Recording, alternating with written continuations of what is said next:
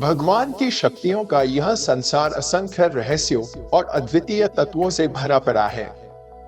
हमारे शास्त्रों और पुराणों में इन रहस्यमय शक्तियों का वर्णन बड़े विस्तार से किया गया है।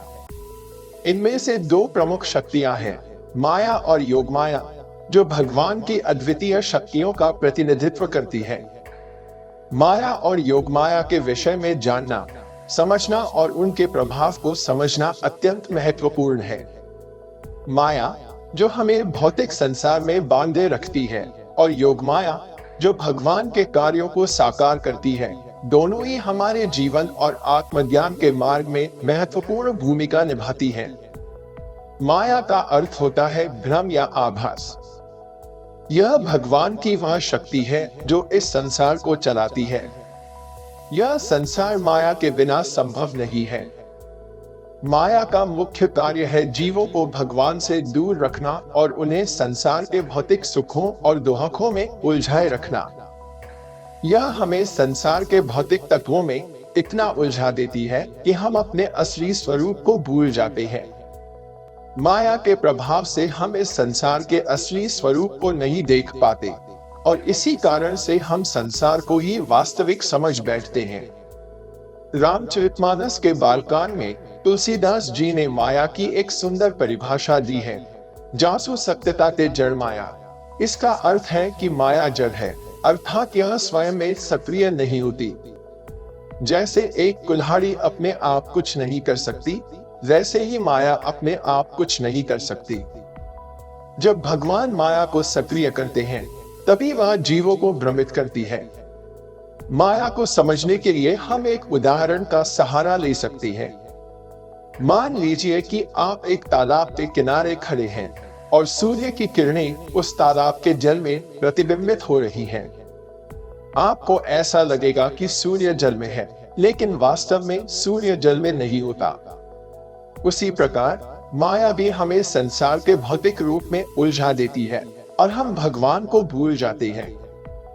श्वेताश्वतर उपनिषद में कहा गया है कि संसार जीव, माया और ब्रह्मा से युक्त है। यह माया ही है जो संसार को भ्रमित करती है और जीवों को भगवान से दूर रखती है। लेकिन यह ध्यान रखना चाहिए कि माया भगवान की ही शक्ति है और वह भगवान से अलग नहीं है। माया की वास्तविकता को समझने के लिए एक और दृष्टांत का विचार कर सकते हैं। जब हम किसी चीज को बहुत करीब से देखते हैं, तो उसकी वास्तविकता को समझना मुश्किल हो जाता है। माया भी उसी तरह का एक आभास है, जो हमें वास्तविकता से दूर कर देती है। माया के कारण हम संसार को स्थायी समझ बैठते हैं, जबकि यह अस्थायी है। अब हम योगमाया के बारे में जानते हैं। योगमाया भगवान की वह शक्ति है जिसके द्वारा वे अपनी लीला करते हैं। योगमाया वह शक्ति है जो भगवान की इच्छा को तुरंत साकार करती है। भगवान के जितने भी कार्य होते हैं, वे सभी योगमाया के माध्यम से होते हैं। जब श्री कृष्ण ने इस धरती पर जन्म लिया, तो योगमाया ने ही उनकी रक्षा के लिए अद्भुत कार्य किए। जेल के द्वार अपने आप खुल गए, यमुना ने उनके लिए मार्ग दिया और कारागार के पहरेदार सो गए। यह सब योगमाया के अद्भुत कार्य थे। योगमाया भगवान की वह शक्ति है जो उनके असंभव कार्यों को भी संभव बना देती है। योगमाया को पहचानने का सबसे आसान तरीका यह है कि जब भी कोई असंभव कार्य होता है और वह बिना किसी बाधा के संभव हो जाता है, तो समझ लेना चाहिए कि यह योगमाया का प्रभाव है। भगवान श्री कृष्ण की बाल लीलाओं में योगमाया का महत्व अद्वितीय है। जब यशोदा मैया ने श्री कृष्ण को उखल से बांधा, तो यह भी योगमाया का ही चमत्कार था। भगवान श्री कृष्ण, जो सर्वशक्तिमान है, जो समस्त जगत के कर्ता धर्ता है, वे अपनी लीला में योगमाया के प्रभाव से यशोदा मैया के सामने बालक बनकर बंध गए। यह योगमाया का ही प्रभाव था, जिसके कारण भगवान ने अपनी शक्ति को सीमित किया और भक्तों के प्रेम में बंधे। माया और योगमाया के बीच का अंतर बहुत सूक्ष्म है, लेकिन इसे समझना अत्यंत आवश्यक है। माया का कार्य जीवों को भ्रमित करना है और उन्हें भौतिक संसार में उलझाए रखना है, जबकि योगमाया का कार्य भगवान की इच्छा को साकार करना है। माया हमें संसार में फंसा कर रखती है, जबकि योगमाया हमें भगवान के करीब लाती है। माया के प्रभाव से हम संसार को वास्तविक समझते हैं, जबकि योगमाया के प्रभाव से हम भगवान की लीला को समझने और अनुभव करने में सक्षम होते हैं। श्री कृष्ण ने महाभारत के युद्ध में अर्जुन को योगमाया के माध्यम से ही अपने दिव्य रूप का दर्शन कराया था। अर्जुन ने जब भगवान के विराट स्वरूप को देखा तो यह योगमाया का ही चमत्कार था।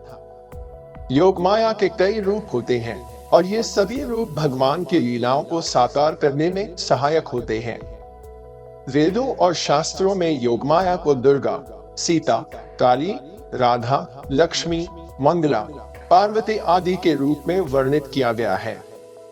ये सभी रूप भगवान की शक्तियों का प्रतिनिधित्व करते हैं और इनका महत्व अनंत है।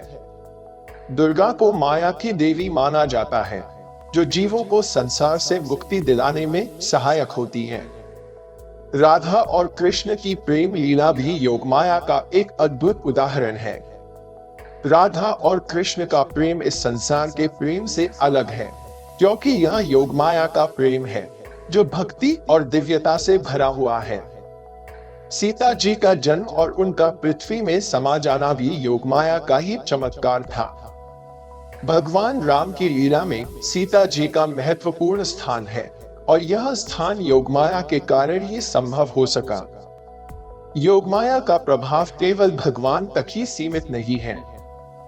जो भक्त भगवान की भक्ति में लीन होते हैं, उन पर भी योगम का प्रभाव पड़ता है। योगमाया के कारण भक्तों को भगवान की दिव्य लीलाओं का अनुभव होता है और वे भगवान के निकट आ सकते हैं। महापुरुषों और संतों का जीवन भी योगमाया के प्रभाव से भरा होता है। जो संत और महापुरुष भगवान की प्राप्ति कर लेते हैं, वे योगमाया की शक्ति से ही अपने दिव्य कार्यों को संपन्न करते हैं।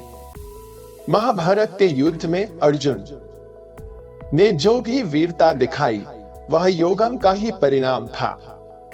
अर्जुन ने युद्ध में असंख्य योद्धाओं को पराजित किया, लेकिन वास्तव में यह सब योगम का ही कार्य था। भगवान ने पहले ही सब कुछ निर्धारित कर दिया था और अर्जुन केवल उस लीला का माध्यम थे। माया और योगमाया दोनों ही भगवान की अद्वितीय शक्तियां हैं। माया हमें संसार में बांधती है, जबकि योगमाया हमें भगवान के करीब लाती है। भगवान की लीला और उनकी दिव्य शक्ति को समझने के लिए माया और योगमाया का ज्ञान अत्यंत महत्वपूर्ण है। यह ज्ञान हमें जीवन के वास्तविक उद्देश्य की ओर अग्रसर करता है और हमें भगवान की अनंत कृपा का अनुभव कराता है। माया के जाल से मुक्त होकर योगमाया के मार्ग पर चलने का प्रयास हमें भगवान के करीब ले जा सकता है। यह मार्ग कठिन हो सकता है, लेकिन यह हमें सत्य, भक्ति और दिव्यता की ओर ले जाता है। भगवान के लीला को समझना और उसे अनुभव करना योगमाया के बिना संभव नहीं है। इसलिए हमें योगमाया के मार्ग पर चलकर भगवान की कृपा प्राप्त करनी चाहिए।